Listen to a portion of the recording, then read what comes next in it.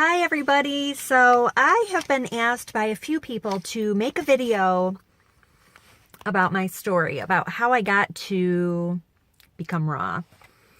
I do have a little bit of notes because I had to really sit there and think about where it came from and how I got to this point. So most of my life, for let's say about 47 years, I felt like crap, you guys. I know it's because of the way that I ate. I smoked for many, many years. 2 packs of basic menthol 100s every day. So nasty. That, along with my diet, rotted my teeth. I got osteoporosis in my lower spine, just above my tailbone. I had a serious sugar addiction. Ate a lot of fast food. We ate a lot of fast food. We ate a lot of box stuff. I remember eating Chef Boyardee pizza in a box. Oh my gosh. And Swanson Swiss steak, and hardly even eating vegetables, like eating vegetables out of a can and maybe a banana here and there, and had no energy to exercise. So I was sick like a lot as a child. I mean, every winter I missed a lot of school, and I ended up getting my tonsils out, getting my tonsils out when I was 21, and that was hell on earth, let me tell you. That was no fun. Had acne, terrible, before my senior picture. I mean, my whole chin, all here, it was just loaded with acne, and they had to do a lot of touch-up in my senior pictures. Had low blood sugar, always felt shaky if I didn't eat, just felt terrible. Had digestive issues. I took Prilosec for over 25 years, and it felt like no matter what I ate, I still always felt awful. I mean, halfway through my meal, I would have to run to the bathroom. It was really bad. The pain was horrible. It literally felt like I had acid inside of my stomach eating it alive. No energy. Never had any energy. Always, I mean, I would wake up and drink coffee from the time I woke up to the time I went to bed, and always felt really sluggish. Took me like 2 or 3 hours in the morning to actually feel like I was awake. And I had a hysterectomy in 2012, and I was on what I thought was a natural hormone replacement, but he did say that I could still get breast cancer because it's still a hormone. So got off of that, and then the hot flashes just totally started. Suffered for over 20 some years with depression. A lot of my family doesn't even know that. They will probably be shocked when they watch this video. I would say well over 20 years. And just what felt like I was in a black hole. And that led to an eating disorder. And I wish I had pictures, but like, I really hated myself back then. I didn't like myself at all. And I usually was one taking pictures. I didn't really even see myself when I looked in the mirror. So don't have a lot of pictures. When I got divorced, a lot of the pictures were, something happened to them. Not sure what. But I got so thin and no muscle that I could fit easily into a toddler's rocking chair. Makes me really sad to think about that. I will make a video and elaborate more about the eating disorder, but it could have killed me.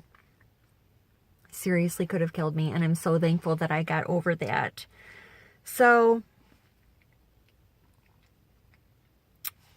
I was always sick.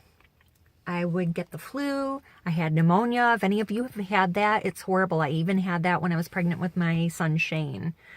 Got strep throat, suffered with terrible allergies, sinus problems. Every time somebody had the flu, guess who got it? Me. Missed many Thanksgivings and Christmas Eve with family because I had the flu. So I tried many, many diets. Let me read you the list. I tried paleo, low carb, the belly fat cure, vegan, raw until dinner, or otherwise known as raw till 4, 100% raw vegan, keto, and Whole30. I think that pretty much covers it. I just really never felt like I could stick with something. I do want to tell you like what really brought me to this point. And one day I was sitting at my computer and I had an itch. So I was scratching and I was like, oh my gosh, I felt a lump. And it wasn't a little lump, you guys. It was the size of a freaking grape. And man, you want to talk about fear setting in. I can't even tell you what that felt like. And went to the doctor. And they did an ultrasound, and then they did an aspiration where they stick a needle in there and withdraw the fluid. And thank the Lord, it ended up being a cyst due to caffeine. Dude, I was like totally caffeine junkie, just trying to get some energy because I didn't have any. So the caffeine had to go. And that was the turning point for me because we have a lot of cancer in our family. My grandma died of cancer. My uncle Mike died of cancer when he was only 62. My mom has had cancer, but she's okay right now. So we have a lot of cancer. Oh, my grandma's mother or my grandma's sister, one or the other had breast cancer. So we have a lot of cancer in the family. And it scares the crap out of me. I have 3 sons, Jake, Josh, and Shane. And I want to be around for many, many years for them. I don't want them to be heartbroken and have to live without their mom. So I did a lot of research about nutrition and healing your body holistically with fruits and vegetables and all natural healing. I came across a book called Crazy Sexy Diet by Chris Carr. That was a game changer. And Chris Carr was diagnosed with a rare incurable liver cancer that spread to her lungs in 2003. And they told her there's nothing they can do. And she changed her diet. And she is still here 13 years later and doing very well. And that encouraged me. And that made me realize I needed to make some serious lifestyle changes before I ended up dead or with cancer or whatever. I knew that I was on a bad road and it was a road in the ground and not living a long life. So that really encouraged me to go vegan. My husband Ken and I went vegan for 6 months and it was wonderful. It was so awesome having him to do it with me and it was super exciting, but then he started eating meat and I just kind of fell off and tried a whole bunch of stuff. At one point, I went raw vegan, 100% raw, you guys. No cooked food at all for 6 months. And I never felt better. I mean, I felt the best I've ever felt. But I will tell you this, without having support and having other people on that journey with you, it's like so hard. It's really hard. It's not like a normal, what everybody else is used to. And it's hard not having that support. So I fell off. And that was 2 years ago when I started that. So like 2 years ago is when I really started kind of diving in and experimenting with raw foods. And I've been probably eating maybe for the past year raw until dinner. So I do mostly fruit, smoothies, banana ice cream, green smoothies, for the most part until dinner. And then dinner, I've been back to eating definitely vegan, no meat, no dairy. If you have acne, meat and dairy are not your friends, especially dairy. Cut that out for 21 days and see how much your complexion changes. So, yeah, so probably about actually a month and a half, I have not had any meat. My stomach has shrunk. The scale has moved. I feel so much better.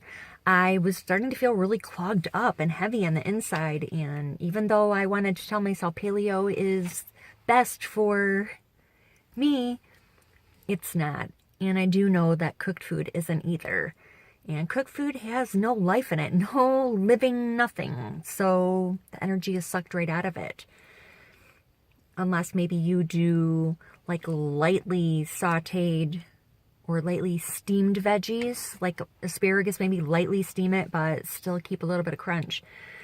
But not that long ago, I got myself a blend tech. I have made some investments into my health, and we don't think anything about blowing money on clothes and junk food and fast food and stuff that we don't need. I mean, another pair of shoes and we have 50 in our closet.